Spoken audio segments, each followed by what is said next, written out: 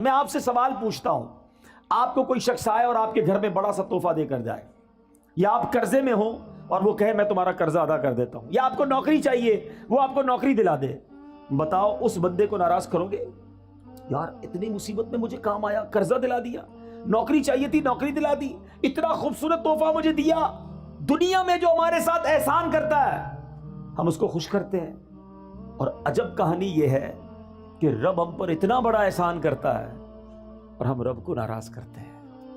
یہ عقل میں بھی نہ آنے والی بات ہے۔ سچ بات یہ ہے کہ گھر میں اگر رب خوشی دینا، ہم صدقہ بڑھائیں، ہم سجدے بڑھائیں، ہم خیرات بڑھائیں، ہم دعائیں بڑھائیں کہ یا اللہ تیری رحمت سے تو نے یہ خوشی دی ہے، مالک اس میں اب برکت ڈال دینا، اے اللہ یہ خوشیاں باقی رکھنا، اے اللہ ان خوشیوں کو نظر نہ لگ جائے، اے اللہ زوال نعمت سے بچانا۔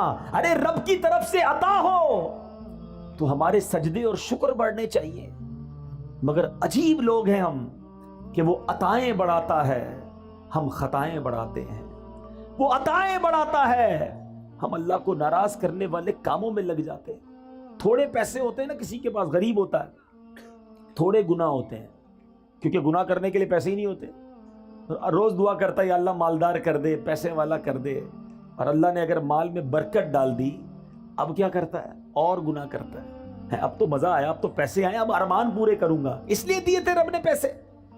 ارے اللہ نے پیسے دیے تو تم صدقے بڑھاتے نا، غریبوں کی مدد کرتے، سجدے بڑھاتے۔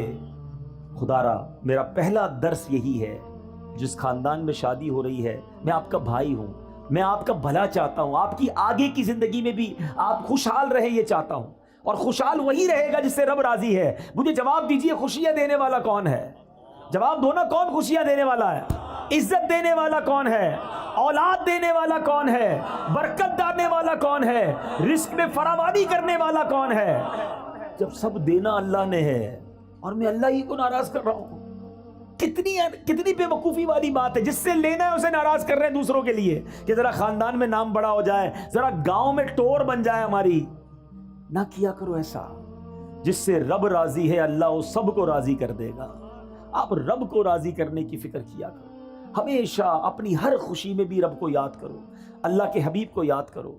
غم میں بھی ہماری ایک لمٹ ہے، ہماری باؤنڈری ہے، شریعت ہمیں باؤنڈری دیتی ہے۔ بڑا پیارا مذہب ہے ہمارا، خوشی منانے کا بڑا پیارا انداز ہے۔ خوشی منائیے، کس نے منع کیا؟ اچھا کھانا پکائیں، کھلائیں، سب کو کھلائیں، لباس جائز پہنے، اوکے، مگر اس لیے مہنگا لباس پہنوں کہ دوسروں کو غریب دکھاؤں، دوسروں پہ تکبر کروں، یہ اجازت نہیں ہے۔ اسی طرح غم میں آپے سے باہر ہو جاتے ہیں لوگ، اللہ نہ کرے کسی کی میت ہو جائے، ایسا اول فول بکتے ہیں، ایسی باتیں منہ سے نکالتے ہیں کہ بندہ گھر میں میت تھی، بڑا واقعی پرابلم ہے، مگر ایمان چلا گیا، یہ تو اس سے بھی بڑا پرابلم ہے نا، ایمان سے بھی ہاتھ دھو بیٹھتے ہیں۔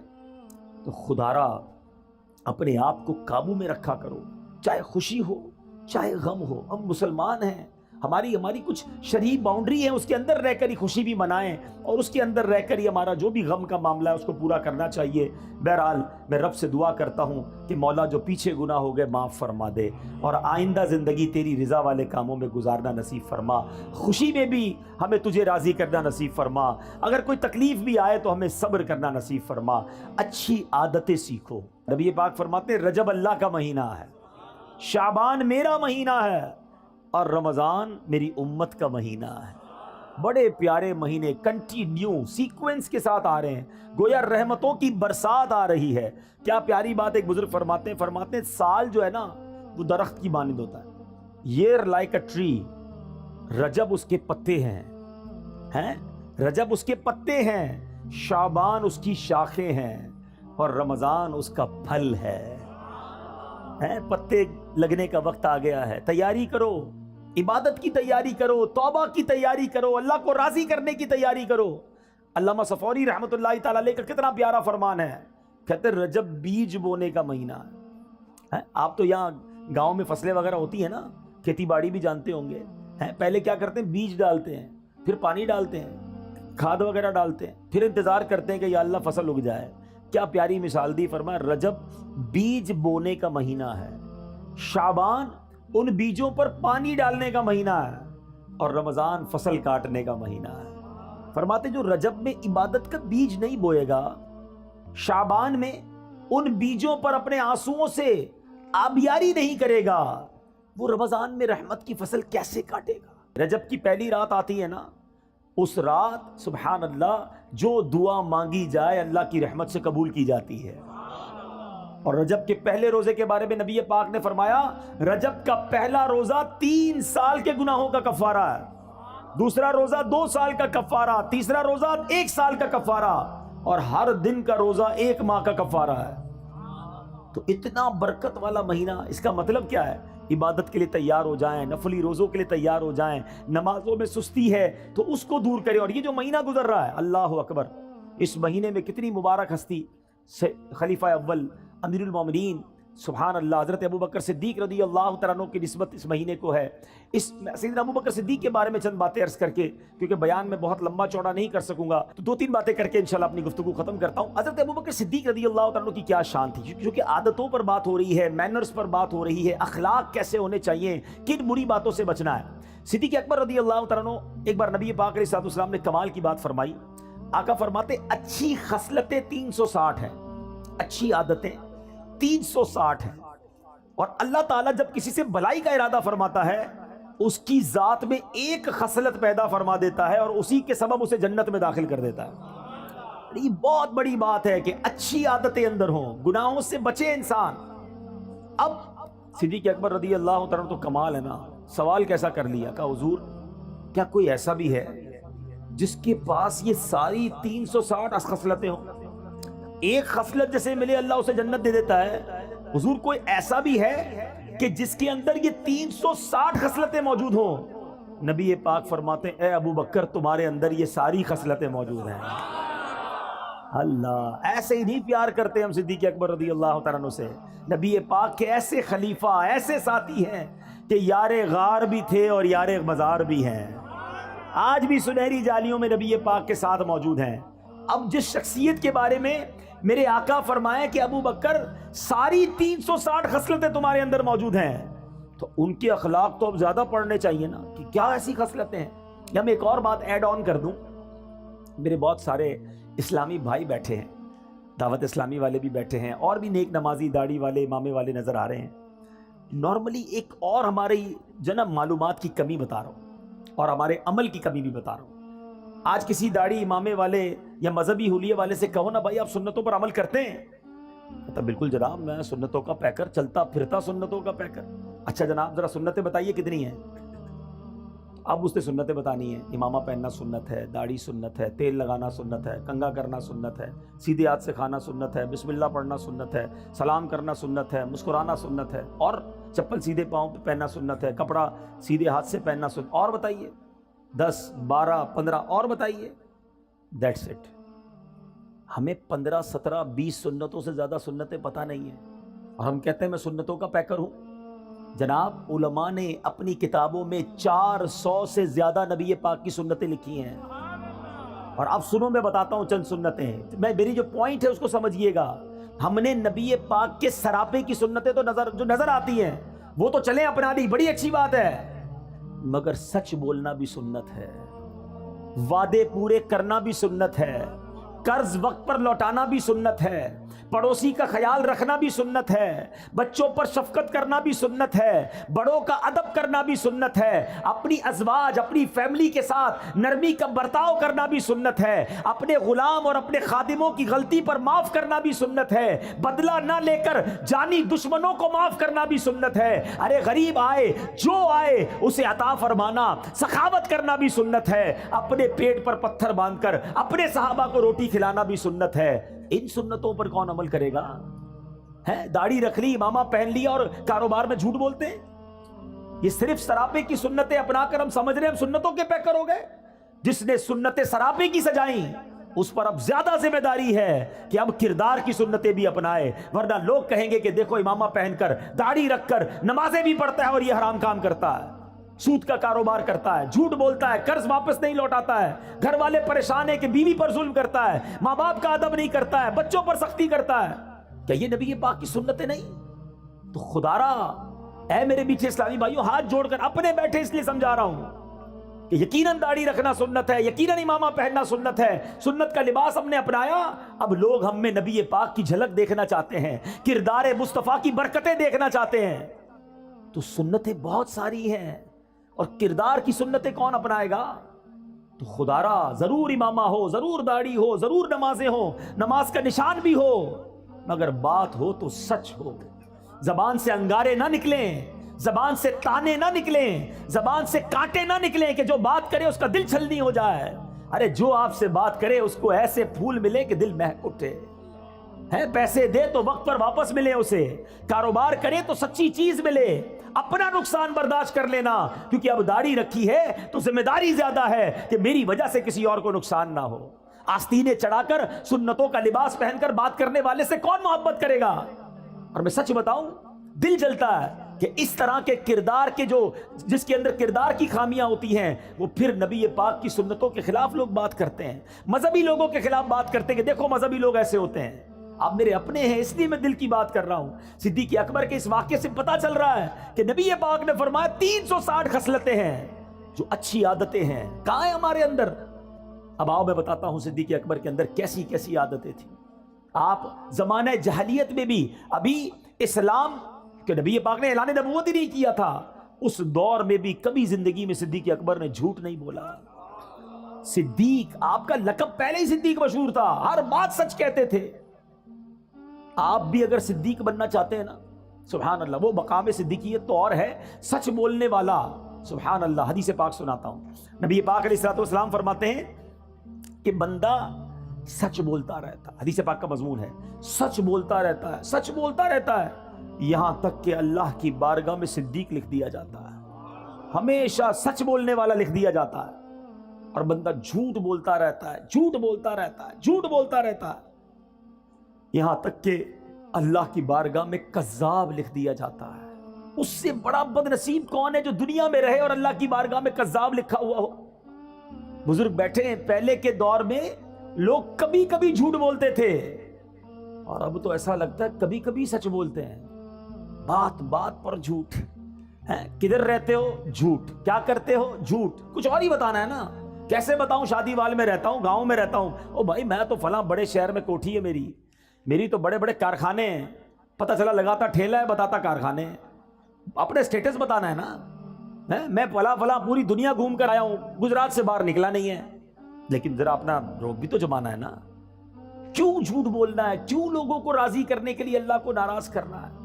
اچھا پھر ایک اور الگ کہانی ہے کہ جناب چٹکلے سنانے کے لیے، لطیفے جس کو کہتے ہیں، ہنسانے کے لیے، کامیڈی کرنے کے لیے جھوٹ بولنا ہے۔ یاد رکھو حدیث پاک کا مضمون ہے کہ جو ہنستے ہنستے گناہ کرے گا، قیامت کے دن روتے روتے جہنم میں ڈالا جائے گا۔ تم لوگوں کو راضی کرنے کے لیے جھوٹ بول رہے ہو، لوگوں کو راضی کرنے کے لیے، کامیڈی کرنے کے لیے، لوگوں کو خوش کرنے کے لیے اللہ کو ناراض کر رہے ہو۔ حدیث پاک کا مضمون ہے کہ جو ایک جھوٹ بولتا ہے بندہ، اس کے منہ سے اتنی بدبو نکلتی ہے کہ رحمت کا فرشتہ 1 میل دور چلا جاتا ہے۔ اتنے جھوٹ بولے، اب کوئی لوگ ملتے کہتے ہیں گھر میں برکت ہی نہیں ہے، بیماری دور نہیں ہوتی ہے، کاروبار میں برکت نہیں ہے، گھر میں لڑائی جھگڑے بہت ہیں، کدھر سے رحمت آئے گی؟ تم نے جھوٹ اتنے بولے کہ رحمت کے فرشتے سارے دور کر دیے۔ نہیں میرے بیٹے اسلامی بھائی، صدیق اکبر ہمارے سروں کے تاج، ہم ان کے غلام، ذکر تو بڑے شوق سے سنتے ہو، ان کی باتوں پر عمل کب کریں گے؟ آؤ آج نیت کریں، کچھ بھی ہو جائے ہم نے انشاءاللہ ہمیشہ سچ بولنا ہے۔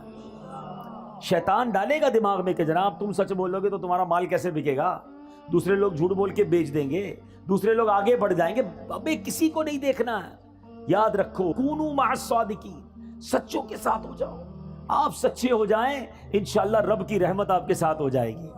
سچ بولنے سے کام بند نہیں ہوگا، اللہ اور عطا فرمائے گا، غیب کے خزانوں سے عطا فرمائے گا۔ صدیق اکبر رضی اللہ تعالیٰ عنہ کی باتیں تو اتنی ہیں سبحان اللہ کہ میں ساری رات ہی بیان کرتا رہوں۔ ایک اور بات کر کے اپنی گفتگو کو ختم کرتا ہوں، اور یہ بھی گاؤں گوٹھوں میں بہت زیادہ پائی جاتی ہے، اس لیے میں اس خصلت کو، اس عادت کو، یہ بھی سنت ہے، اور لیکن اس سنت پر عمل کرنے والے شاذ ملتے ہیں۔ صدیق اکبر رضی اللہ تعالیٰ کا ایک معمول تھا کہ مدینے کی جو بچیاں تھیں، وہ خلیفہ بننے سے پہلے 3 سال تک ہر سال آپ کے پاس آتی، اور محلے کی بکریاں، اپنی بچیاں جو ہے بکریاں لے کر آتی، تقریباً ہر دوسرے دن آتی تھی اور کہتی حضور ہماری بکریوں کو آپ دودھ دھو دیجئے۔ صدیق اکبر رضی اللہ تعالیٰ عنہ کو دودھ نکال کے دیتے۔ اب آپ بن گئے خلیفہ، امیر المومنین، ہیڈ آف اسٹیٹ، آج کے لفظ میں آپ تو اس مملکت کے ہیڈ تھے نا. اب ان بچیوں نے آ کر کہا کہ حضور پہلے تو آپ دودھ نکال دیتے تھے, اب تو آپ خلیفہ بن گئے ہیں, اب تو آپ دودھ نہیں نکالیں گے. آپ نے فرمایا کیوں نہیں, بکریاں لے آیا کرو, میں اب بھی تمہیں دودھ دھو دیا کروں گا. مدینے کی بچیاں بکریاں لاتی, صدیق اکبر رضی اللہ عنہ خلیفہ بن چکے تھے, پھر بھی ان بچیوں کا دودھ دھویا کرتے تھے. حضرت عمر فاروق کے بارے میں آتا ہے, یہ کیسے لوگ تھے. کہتے کہ میں ایک بوڑھی عورت کے گھر پر بیچاری پریشان تھی تو کبھی کبھی جا کر اس کے گھر کے کام کاج کر دیا کرتا, صفائی کر دیا کرتا, چیزوں کو ٹھیک کر دیا کرتا. ایک بار گیا تو بوڑھی عورت نے کہا کہ پہلے ہی سارا کام ہو گیا ہے, گھر صاف ستھرا تھا, ایوری تھنگ مینج. کہ کون آیا تھا, کہ پتہ نہیں کون آیا تھا, کوئی آیا تھا اور آ کے کر کے چلا گیا. اچھا, دوسرے دن گئے, پھر گھر کا کام پہلے ہو گیا. تیسرے دن گئے, پھر گھر کا کام حضرت عمر سے پہلے ہو گیا, عمر فاروق رضی اللہ عنہ سے پہلے. کہتے کون ہے جو مجھ سے پہلے آ کر گھر کے سارے کام کر جاتا ہے. اب ایک رات حضرت عمر فاروق کہتے ہیں میں دن میں آ کر چھپ جاؤں گا. اب آ کر شام کو چھپ گئے, دیکھا کہ خلیفۃ المسلمین امیر المومنین حضرت ابو بکر صدیق تشریف لائے. اس بوڑھی عورت کے گھر میں جھاڑو لگایا, اس کے کپڑے اور اس کے سارے کام کاج ٹھیک کیے, اور اس کے بعد تشریف لے گئے. کیا سیکھنے کو ملا کہ خلیفہ بننے کے بعد بھی عاجزی کا پیکر ہیں, انکساری کا پیکر ہیں, ڈاؤن ٹو ارتھ ہیں. اور آج ہمارا کیا حال ہے, تھوڑے پیسے مل جائیں, تھوڑی نمبرداری مل جائے, کسی ملک کا ویزا لگ جائے, او ہو پھر تو ہمارا سٹائل ہی الگ ہے نا. پہلے محلے میں کوئی جانتا نہیں تھا, آج تھوڑا نام پاکستان میں مشہور ہو جائے پھر تو انداز ہی بدل جاتا ہے. بندہ مالدار ہو کر آج کل یہ ہو گیا غریب رشتہ دار کو پہچاننا چھوڑ دیتے ہیں کہ میں کیسے بتاؤں یہ میرا چاچا ہے, یہ بیچارہ پگڑ باندھے والا, یہ دیہاتی آدمی, میں کسی کو کہوں گا میرا ابا ہے, میرا چاچا ہے, تو لوگ مذاق اڑائیں گے. استغفر اللہ, یہ سیکھا ہم نے, یہ اسلام کی تعلیمات ہے. یقین کرو میرے بیچ اسلامی بھائیوں, تکبر ایسا گناہ ہے, اللہ کو اتنا ناپسند ہے کہ روایتوں کا مضمون ہے کہ متکبر کو قیامت کے دن چوٹیوں کی شکل میں لایا جائے گا اور لوگ مسل مسل کر اس کے اوپر سے گزر رہے ہوں گے. تکبر ہی تو کیا تھا شیطان نے. حضرت آدم علیہ السلام کے سامنے دیکھ کر کیا کہا تھا, انا خیر من, میں اس سے بہتر ہوں. اے اللہ تو نے اس کو مٹی سے بنایا, مجھے آگ سے بنایا ہے. ایک تکبر کیا اور اللہ کی بارگاہ سے مردود قرار دے دیا گیا. آج یہاں روز تکبر کرتے ہیں لوگ, کہتے ہیں یہ گاؤں کے لوگ ہیں, یہ غریب لوگ ہیں, میں پیسے والا, میں وڈیرا, میں چودھری, میں نمبردار, میرے پاس بڑی گاڑیاں, میری بڑی کوٹھی, میرے ملازم ہیں. ٹھیک ہے, پہلے زمانے میں بھی غریب تھا, ان کے ساتھ چارپائی پہ بیٹھ کر چائے پی لیتا تھا, اب میرا سٹیٹس نہیں ہے. خلیفۃ المسلمین ہے اور بچیوں کی بکریوں کا دودھ دھو رہے ہیں. اگر عروج پانا ہے نا اللہ کی بارگاہ میں, تو یاد رکھنا کہ دانا خاک میں مل کر گلے گلزار ہوتا ہے. کبھی تکبر نہ کرنا, کیونکہ اللہ تبارک و تعالیٰ جب چاہے تمہارا یہ مال واپس لے لے گا, جب چاہے یہ عزت واپس لے سکتا ہے. ان اللہ علی کل شیء قدیر وتعز من تشاء وتذل من تشاء, وہ جسے چاہے عزت دے, جسے چاہے ذلیل فرمائے. میرے بیچ اسلامی بھائیوں, سیکھو کہ ہم نے کبھی تکبر نہیں کرنا ہے. اگر مال دیا ہے اللہ نے دیا ہے, ہمیں اور جھک جانا ہے. کہتے نا وہ درخت جھکا ہوا ہوتا ہے جس میں پھل لگے ہوئے ہوتے ہیں, تو جھک کر رہیے, عاجزی کا پیکر رہیے. سیکھیے اپنے بزرگوں سے, اپنے اسلاف سے, کہ وہ کتنا بھی بڑا مرتبہ ہو جاتا تھا, عاجزی کا پیکر رہتے تھے. آج ہاتھ ملانا پسند نہیں کرتے.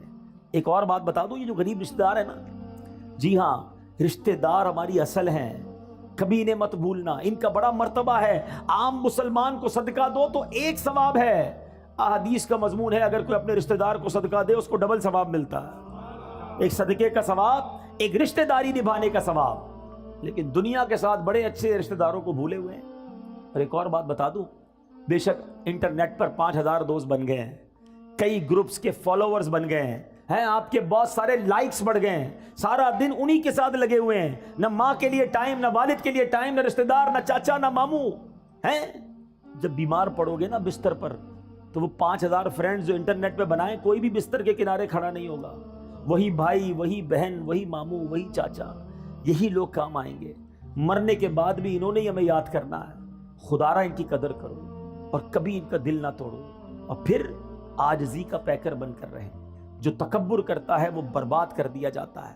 آخری حدیث سنا دیتا ہوں کہ کتنی بری بلا ہے تکبر, کہ جس کے دل میں رائی کے دانے کے برابر تکبر ہوگا۔ نبی پاک فرماتے ہیں جس کا مضمون ہے رائے کا دانہ ہوتا کتنا ہے، اتنا سا، سمجھایا کیسے پیارے انداز، اتنا بھی تکبر ہوگا وہ جنت میں داخل نہیں ہوگا۔ جنت میں جانا ہے نا تو دل کو تکبر سے پاک کر لیں، ہمیشہ سب کو عزت دیں، سب کو پیار دیں۔ بلکہ میں آپ کو ایک مشورہ دیتا ہوں، جب آپ دیکھیں نا کوئی بیچارہ غریب سے کپڑوں میں ہے یا ایسا ہے جس کو لگتا ہے یہ بہت بیچارہ پریشان ہے، اس کو کوئی عزت نہیں دے رہا ہوگا، آگے بڑھ کے آپ اسے سینے لگا لیا کرو، یقین کرو اتنا اس کو بھی مزہ آئے گا اور آپ کو بھی مزہ آئے گا، اس کی آنکھوں میں چمک آ جائے گی۔ بعض اوقات تو رو پڑتا ہے سامنے والا کہ شاید کئی مہینے ہو گئے کسی نے سینے نہیں لگایا تھا، کسی نے پیٹ نہیں تھپکی، کسی نے طبیعت نہیں پوچھی، طبیعت پہ نہیں پوچھتے۔ غریبوں کا خیال رکھے۔ یہ جو بعض اوقات یہ ٹھیلے پہ لوگ بیچ رہے ہوتے ہیں نا، کوئی چنے بیچ رہا ہوتا ہے، کوئی بیچارہ بھٹا بیچ رہا ہوتا ہے، جو چھوٹی چھوٹی چیزیں بیچتے ہیں، اللہ نے اگر آپ کو دیا ہے نا، یہ اچھے لوگ ہیں، یہ مانگ نہیں رہے ہیں، یہ مزدوری کر کے پھل بیچ کر کام کر رہے ہیں۔ کبھی آپ دیکھیں کوئی سفید داڑھی والا، یار میرے والد کی جگہ ہے، کوئی بڑا بزرگ، کوئی ایسا شخص آپ کو بڑا نظر آئے نا، اپنی گاڑی اپنی اسکوٹر روکیں، اسے تھوڑے چنے خرید لیں۔ آپ کو نہیں چاہیے نا، کوئی بات نہیں، اگلے اسٹاپ پہ کوئی اور بیچارہ غریب نظر آئے گا، اس کو دے دیجیے گا۔ ہو سکتا ہے یہ اسی 50-100 روپے کے انتظار میں بیٹھا ہے کہ یار 100 روپے کی کمائی اور ہو جائے تو اپنا ٹھیلا بند کروں، گھر جاؤں بچوں کے پاس، وہ 100 روپے آپ اس کا کام کروا دو یار۔ اللہ دیکھ رہا ہے، جس کو اللہ نے نوازا ہے دل جیتو، ان لوگوں کی دعائیں لو۔ مگر آج ان ٹھیلے والوں کو بھی لوگ گالیاں دے رہے ہوتے ہیں۔ غریب ہے نا، کر تو کچھ نہیں سکتا ہے، غریب بیچارہ کوئی سگنل پہ آ گیا اس کو برا بھلا کہہ کے چلے جائیں گے۔ اس طرح نہ کیا کریں، کبھی بھی کسی کی ہائے نہ لیں، دعائیں لیں۔ آپ کو لوگ دعائیں دیں گے، آپ ترقی کریں گے، آپ کی مشکلیں آسان ہو جائیں گی۔ تو بہرحال آج اس مختصر سے بیان میں، ورنہ باتیں تو بہت ساری ہیں۔ صدیق اکبر رضی اللہ تعالیٰ عنہ کو اللہ نے کیسی خصلتوں سے، کیسی عادتوں سے نوازا تھا، اور سب سے بڑی عادت، سب سے بڑی خصلت، بلکہ آپ کی زندگی کا اگر میں کہوں سینٹرل پوائنٹ کیا تھا، وہ نبی پاک پر ایسے فدا تھے، ایسے عاشق تھے۔ اگر سیکھنا ہو عشق رسول کسے کہتے ہیں، نبی پاک پر اپنا سب کچھ فدا کیسے کرتے ہیں، تو وہ صدیق اکبر رضی اللہ تعالیٰ عنہ سے سیکھنے کو ملتا ہے۔ اللہ ان کے صدقے ہمیں بھی عاشق رسول بنا دے، نبی پاک پر اپنا تن من دھن سب قربان کرنے کا جذبہ عطا فرمائے۔ الحمدللہ دعوت اسلامی کے مدنی ماحول میں ایسی پیاری باتیں سیکھی اور سکھائی جاتی ہیں۔ آپ بھی اس مدنی ماحول سے وابستہ رہیے، اجتماعات میں آتے رہیے، مدنی قافلوں میں سفر کیجئے، انشاءاللہ ہمارے اندر بھی عاجزی آ جائے گی، ہم بھی سچے ہو جائیں گے، ہم بھی کردار کی سنتوں پر عمل کرنے والے بن جائیں گے۔ آمین بجاہ النبی الامین صلی اللہ تعالیٰ علیہ وسلم۔